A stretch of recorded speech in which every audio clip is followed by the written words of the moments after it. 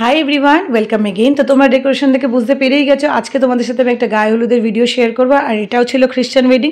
আমাদের এবার দুটো ইনভিটেশন ছিল খ্রিস্টান ওয়েডিংয়ে, একটা হচ্ছে রমাদির ভাইয়ের ছিল, আর এটাও রমাদির খুব ক্লোজ এক বৌদি আছেন, তার মেয়ের বিয়ে ছিল। তো আমরা যখন গেছি তখনও রিচুয়াল সব শুরু হয়নি, সেই জন্য বলা হয়েছিল সবাই যাতে ব্রেকফাস্ট করে নেয়। তো সবাই আমরা ব্রেকফাস্ট করে চলে যাই একদম স্টেজের ওখানে, যেখানে গায়ে হলুদের সব নিয়ম হবে। তো ওখানে গিয়ে দেখি অলরেডি ব্রাইড যে সে চলে এসেছে, দেখো খুব সুন্দর করে ফুল দিয়ে সেজে, খুব মিষ্টি লাগছিল ওকে।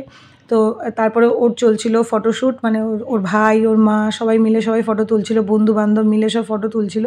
ফটো তোলার পর তারপরে যা যা নিয়ম শেষে সব শুরু হয়ে যায়।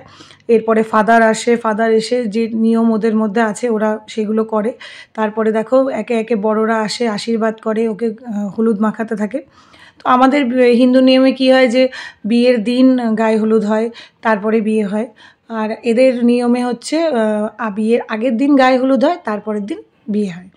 তো যাই হোক, ইন্টারেস্টিং নিয়ম, ভালোই লাগছিল। বেশ সারাদিনটা সুন্দর করে কেটেছে ওদের বাড়িতে। তারপরে দেখো রমাদি ওকে গায়ে হলুদ মাখাচ্ছে, দিয়ে আমিও একটু গায়ে হলুদ দিয়ে দিলাম, দিয়ে পাশে যাদের থাকে তাদেরকেও নাকি দিতে হয়, তো দিয়ে দিলাম। আর আমার ননদের মেয়েও গেছিলো, ননদের মেয়ে হচ্ছে ওর বন্ধুই, চেনা পরিচিত, তো ও গেছিলো বিয়েতে, তো ও একটু দিয়ে দিল গায়ে হলুদ। ওর সাথে যার বিয়ে হবে ওর উডবি হাজবেন্ড ছিল রমাদির মামির বাড়িতে, তো সেখানেও সবাই উনাকে ভালো করে হলুদ মাখিয়ে দিয়েছিল, তো রমাদিও উনাকে মাখিয়েছে। এরপরে শুরু হয় একে অপরকে হলুদ দেওয়া, মানে হলুদ দিয়ে সবাইকে ভূত করে দিচ্ছিল। তো ওই ফাঁকে আমি আর পিয়া চলে যাই, কারণ আরু আসি ছিল স্কুলে। হাতে সোয়েটার, চাদর, এখন আমরা যাচ্ছি স্কুলে আরু আসিকে আনতে, তারপর আবার এখানে আসবো। একদম ডিউটি হলুদ মাখিয়ে একদম বলে দিয়েছে, গাল তাল শুকিয়ে গেছে, হাতে শুকিয়ে গেছে। এরপরে ওদের দুজনকে বাড়িতে নিয়ে গিয়ে স্নান করিয়ে ফ্রেশ করে একদম নিয়ে চলে আসি। আবার দুপুরে খাওয়া দাওয়া সেরে আমরা আবার বাড়ি চলে যাই, দিয়ে আবার সন্ধেবেলা আসি। সন্ধেবেলা কোনো রিচুয়ালস ছিল না, বাট সবাই মিলে একটু আনন্দ করবে, একটু নাচ গান হবে, তো সেই কারণে সবাইকে আবার আসতে বলা হয়েছিল।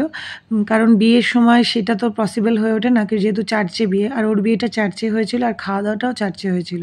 তো সেই কারণে সেটা পসিবল হবে না যে ওখানে নাচানাচি করবে, তো সেই কারণে সবাই একটু আনন্দ করবে বলে সন্ধেবেলা সবাইকে ডাকা হয়েছিল। তারপরে বাচ্চারা খুব এনজয় করছিল, নাচানাচি করছিল, আরুকে তো তোমরা নাচতে দেখবেই, দেখো। তো তারপরে আমরা খাওয়া দাওয়া করে আবার চলে যাই, 10টার মধ্যে বাড়ি চলে যাই। তো কারণ নেক্সট দিন আসতে হবে, নেক্সট দিন সকালবেলা আসতে হবে, তো তাড়াতাড়ি সবাই বাড়ি চলে যায় তারপরে। তো কেমন লাগলো ওই ভিডিওটা অবশ্যই জানাবে, ভালো লাগলে ভিডিওটা লাইক শেয়ার কমেন্টস করো। আর thank you so much for watching, bye and good night.